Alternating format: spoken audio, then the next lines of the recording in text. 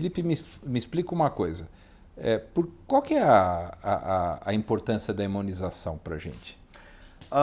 Quando a gente fala de imunização, em geral a gente está falando da imunização ativa que é feita através de vacina.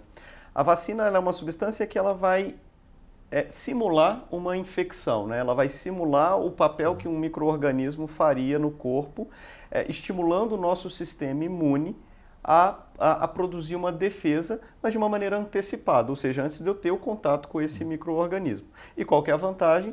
É a segurança, porque quando a gente tem esse mesmo estímulo produzido pelo vírus, pela bactéria ou qual seja a doença, a gente tem o risco de evoluir com uma forma grave. E a vacina, ela vai produzir esse estímulo, produzir a capacidade de o organismo não desenvolver a doença ou desenvolver de uma forma muito branda, de uma maneira que traz, então, uma proteção, tanto do ponto de vista individual para a saúde daquele indivíduo, quanto do ponto de vista de saúde coletiva, em que eu reduzo o número de ocorrências daquela doença e o impacto que isso tem no sistema de saúde. Não, bacana. E quais os tipos de vacina, Felipe? Você tem com vírus inativos, tem com cápsula, essas coisas? Só dá uma pincelada sobre isso. Bom, esse estímulo feito pro sistema imune, ele pode ser feito a partir do micro-organismo na forma viva, atenuada, então assim, ele ainda está ali, ele não é capaz de produzir doença em condições normais, né? Na verdade, numa situação em que o sistema imune funciona normalmente, mas ele leva o estímulo para o sistema imune. E eu posso ter a vacina em que eu tenho o micro-organismo completo ali, mas de uma forma em que ele não está viável, ele não é capaz de produzir doença ou mesmo para um indivíduo imunocomprometido, ou eu ainda posso ter a vacina feita a partir de partículas do micro-organismo, que seja material genético, que seja a superfície dele, mas de forma que o sistema imune entende que aquilo ali é como se fosse um micro-organismo e ele produz uma resposta de defesa para combater aquela doença caso a pessoa entre em contato assim, com o para quem é micro-organismo. leigo seria mais ou menos o seguinte: eu chego, falo para o organismo, olha, eu vou te mostrar uma fotografia de quem você tem que ficar esperto caso ele apareça. Então, em vez de você demorar 5, 6 dias, eu tenho uma resposta muito mais rápida, em 1, 2 dias. Então, o que poderia se agravar, a resposta é mais rápida, porque o organismo já conhece o cidadão. Exatamente. E isso pode levar à não infecção, ao não desenvolvimento da doença, quando encontrar de fato aquele micro-organismo. Ou a forma leve, né? Ou ter uma forma muito mais branda dessa infecção. Bom,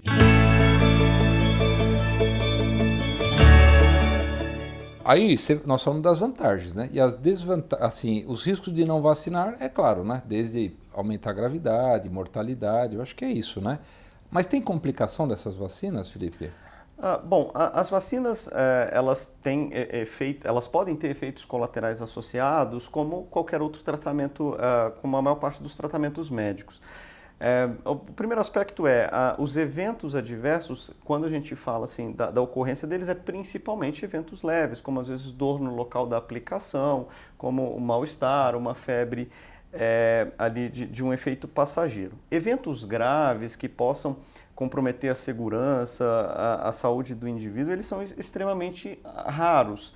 E quando a gente olha numa perspectiva de risco-benefício, que toda vacina que é aprovada, ela é estudada, a sua aplicação em diversos cenários, ela é avaliada nessa condição, né? E a gente vê que esses eventos eles são raros e o benefício que a vacina traz do ponto de vista de proteção da doença, tanto do ponto de vista individual quanto do ponto de vista coletivo, de saúde coletiva, eles superam esses riscos. Então, é claro que aí para a gente pensar em cada um tem que analisar vacinas individualmente, mas são eventos raros. Entendi. Existe alguma triagem, vamos supor, você vai lá, a turma vai procurar o Felipe lá no hospital, e aí você fala assim, você não vai poder vacinar. Quem são as pessoas que você fala, você não pode? Alguma doença autoimune, alguma doença de alergia? O que você poderia orientar pais e adultos para que... Qual a indicação que essas pessoas não podem se imunizar? Quando a gente pensa em contraindicação de vacina, a gente tem principalmente dois cenários. Um é aqueles em que a pessoa não pode receber a vacina pelo risco de desenvolver a doença, que é o quê? A gente está falando de vacina de vírus vivo atenuado, ou seja, aquela vacina em que o micro-organismo está ali e em condições de um sistema imune que funciona normal, ele não desenvolve a doença, mas para a pessoa que tem uma alteração da resposta imune, ou seja, os imunocomprometidos, aquela vacina tem o potencial de levar ao desenvolvimento de uma doença. Então, isso é uma contraindicação. Quem são os imunocomprometidos? Quem são os imunocomprometidos? A gente pensa principalmente naquelas pessoas que usam drogas imunossupressoras, então, como você mencionou, as pessoas que têm doenças normalmente reumatológicas, doenças autoimunes, os indivíduos com infecção pelo HIV na fase de AIDS, ou seja, o CD4 menor do que 200, em que a resposta imune não funciona da maneira correta, pessoas em tratamento de câncer que estão recebendo quimioterapia ou algum medicamento imunobiológico, que são medicamentos que modulam a resposta imune, e aí nessa situação ele está sob um risco de ter uma resposta alterada, que tem esse potencial então para o desenvolvimento de uma doença a partir do vírus vacinal. Mas isso é uma questão de segurança, né? É uma situação potencial, não quer dizer que ela necessariamente aconteça, mas ela é evitada. Então, vacinas de vírus vivos para pessoas com alteração da imunidade.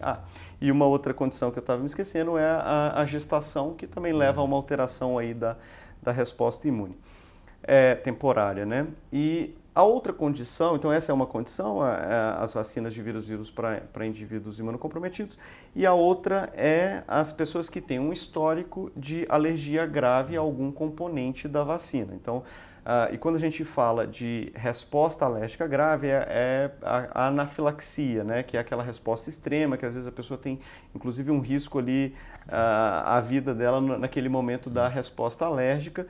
Então, a pessoa tem algum registro disso na história, ela vai estar contraindicada a vacinas que têm daquele mesmo perfil. Entendi. Então, tem a história do vírus inativo, o vírus atenuado e tem da cápsula. Aí, cabe ao médico indicar para cada caso o tipo de vacina que pode ou não fazer uso. Por exemplo, a grávida pode tomar vacina para gripe.